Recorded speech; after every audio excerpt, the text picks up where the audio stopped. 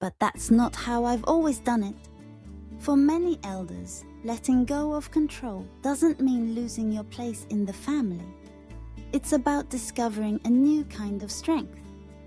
Today, we'll explore how you can remain respected and influential, even when you're not running the show.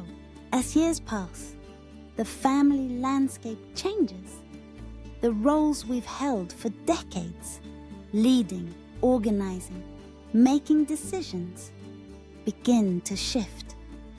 Maybe you were the one who always set the table, planned the holidays, or settled disputes. Now you might find your children or grandchildren quietly stepping in, introducing new traditions or ways of doing things. It's natural to feel a sense of loss.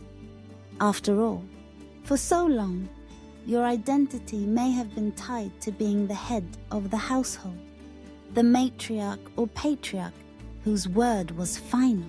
But as families grow and blend, new systems emerge. Children become adults, bringing their own ideas and approaches. The home transforms from a single leader's domain to a shared space of collaboration. For elders, stepping back from decision-making can feel like stepping away from purpose itself.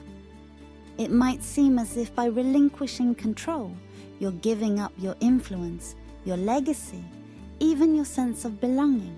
But here's the truth. Your value doesn't vanish when you stop making every decision. It simply takes a different form.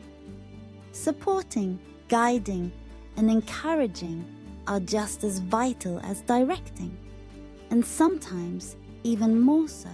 Why do we cling to control? At its core, control often stems from fear. The fear of becoming irrelevant, the fear of being forgotten, the fear that, as our roles change, our stories will fade. But where control is rooted in anxiety, contribution is born from wisdom. Your decades of experience, your insights, and your compassion are gifts no one else can offer. Think of yourself not as a director, but as an advisor. Modern families flourish when elders become trusted mentors rather than micromanagers. When you share your perspective without insisting on your way, you earn deeper respect and foster lasting connections.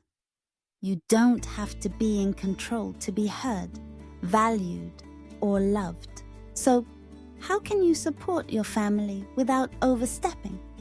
Here are 3 healthy strategies. First, ask before acting. A simple, "Would you like my input?"